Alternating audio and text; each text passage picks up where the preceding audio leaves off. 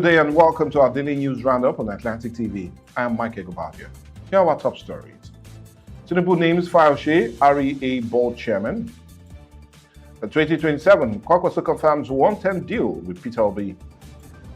143 firms compete for 50 oil blocks today. And ECOWAS appoint new officials.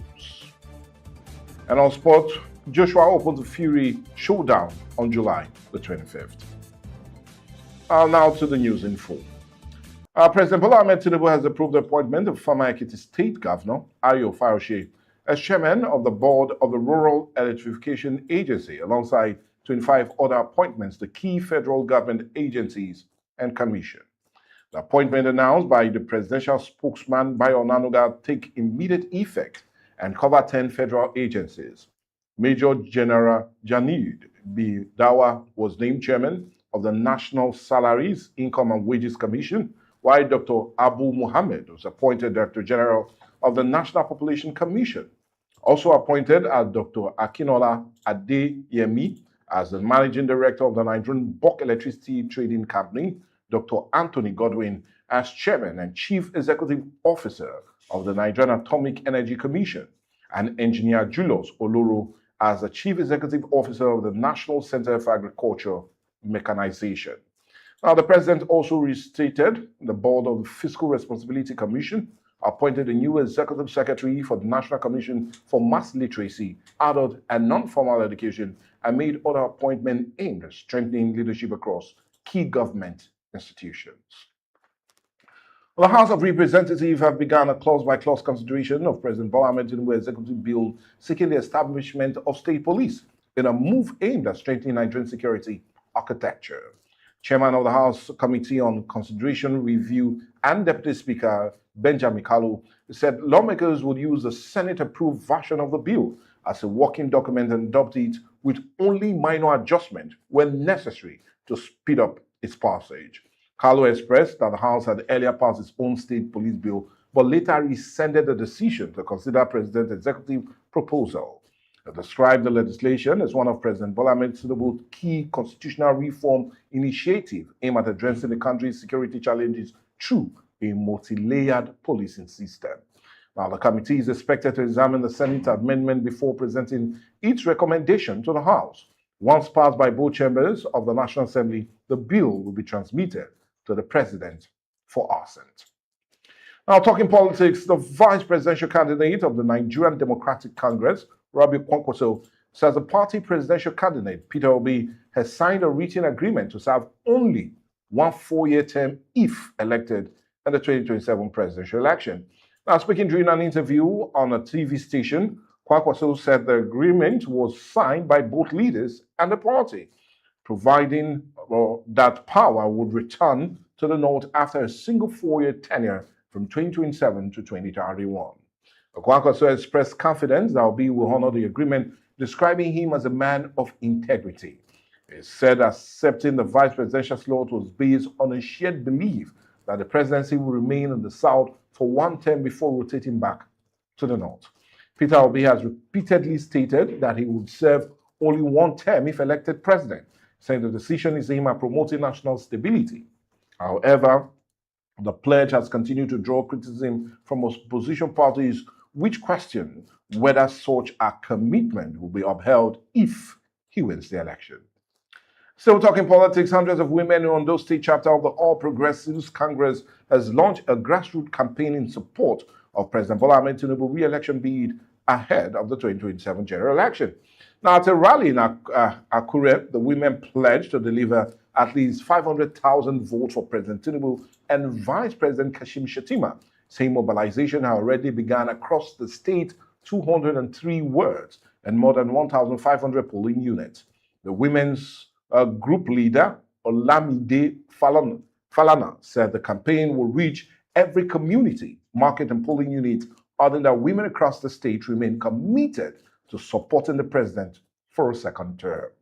Also speaking at the rally, former Ondo State Commissioner for Youth and Sport, Saka Yusuf, said that the gathering was aimed at endorsing President Tinubu's second-term bid and commending his administration's achievement, expressing confidence that the APC will secure an even larger vote margin in the 2027 election.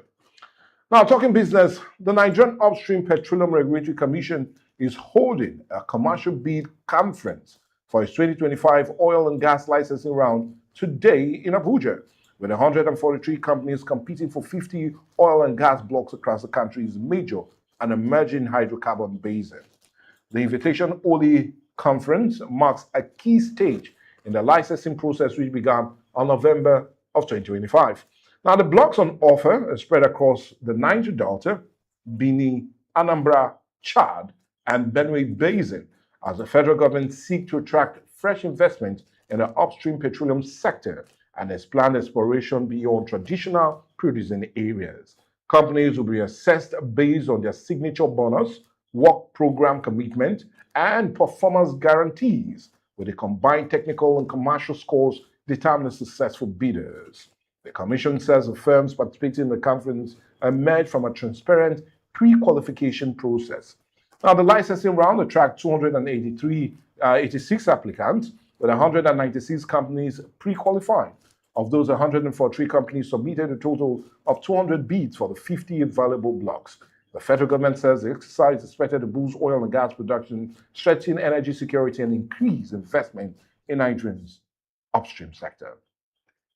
Still on business, the Nigerian stock market began on a week on a positive note, with investors gaining 1.755 trillion naira. The Nigerian exchange extended its bullish run, driven by strong buying interest in large cap stocks.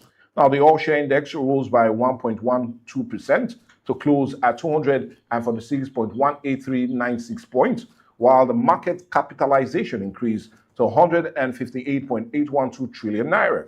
Now, the rally was led by gains in stock including Boa Cement, Guinness Nigeria, First Holding Company, Nigerian Exchange Group, and Custodian Investment. Although the market recorded more losers than gainers, Custodian Investment and NEM Insurance topped the gainers chart, with a 10% increase each, while Sunu Assurance led the losers after shedding about 10% of its share value. Now, trading activity also improved, with investors exchanging more than 851 million shares worth about 49.6 billion naira in over 56,000 deals. Now, First Hold Company recorded the highest trading volume, followed by Access Holdings, United Bank of Africa, Zenith Bank, and Starling Financial Holdings. With that business news, we need to go on a break now. But do remember, when we come back, we'll be going straight to the foreign scene and the ever exciting world of sport. Join us again. Don't miss out on exciting news, events, and more. Stay connected by following us on Facebook, YouTube, and Instagram at Atlantic Media and TV.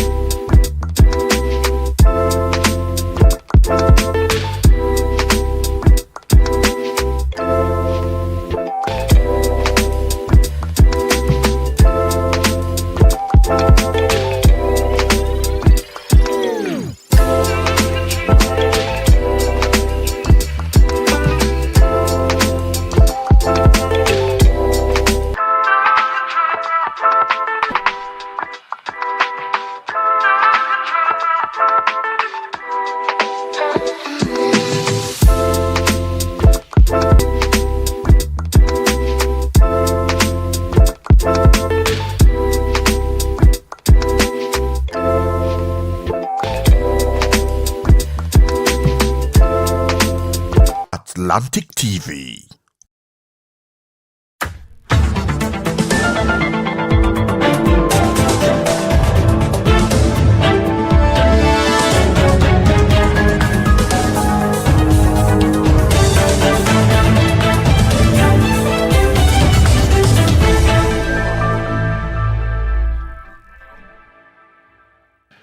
And on the foreign scene, ECOWAS leaders has approved the appointment of new officials to key positions across the regional bloc's institution for the 2026 to 2030 term, following the conclusion of the 69th ordinary section of the Authority of Heads of State and Government in Sierra Leone.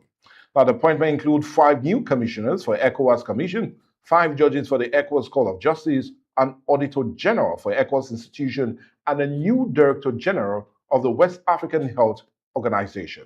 Now, the regional leaders also accepted Nigerians' request for an additional 2 weeks to resolve the allocation of the ECOWAS Vice President position.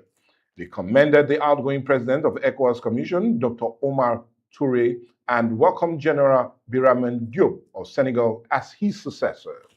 The summit, chaired by Sierra Leone leader President Julius Bio, brought together leaders and senior officials from across West Africa to discuss regional integration, governance, and security, with a new appointment expected to strengthen the ECOWAS institution over the next 4 years. Chile has declared a state of catastrophe in the Copiamon and Cusco region after heavy rainfall triggered severe flooding and mudslide, leaving at least 5 people dead. Authorities said the extreme weather has isolated several communities, damaged infrastructures, and disrupted essential services, with emergency teams deployed to carry out rescue operations and deliver humanitarian assistance. The government declared the emergency to speed up relief efforts and restore access to affected areas as floodwaters and landslide continue to hamper transportation and communication. Officials have urged residents to remain alert and follow evacuation orders when necessary, while assessment of full extent of the damage continue.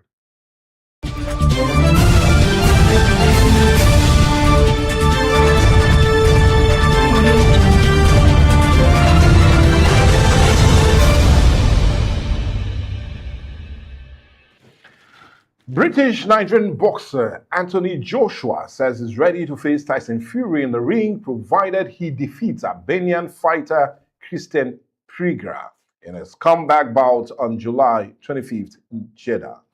Joshua made the rematch after signing for the fight, while Fury is scheduled to face Polish veteran Musrik Wash a day earlier in Thailand.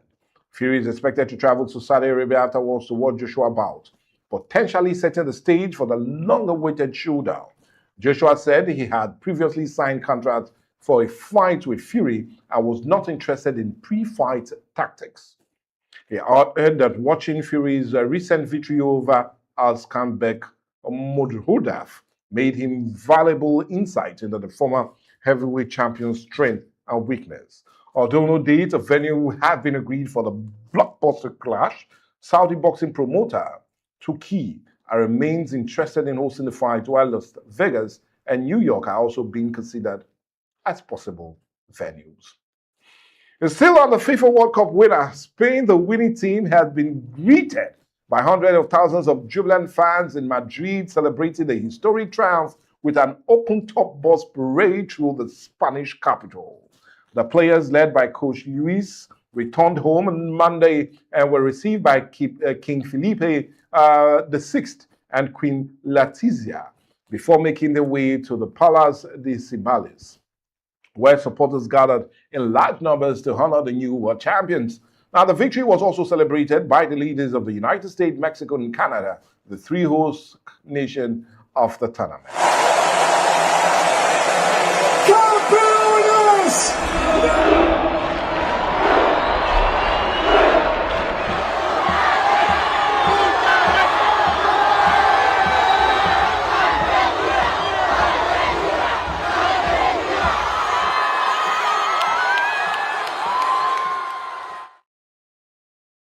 While the celebration continued across Spain in the early hours of Tuesday, throughout the festivities were overshadowed by the death of a 13-year-old boy after a fountain he had climbed during the celebration reportedly collapsed.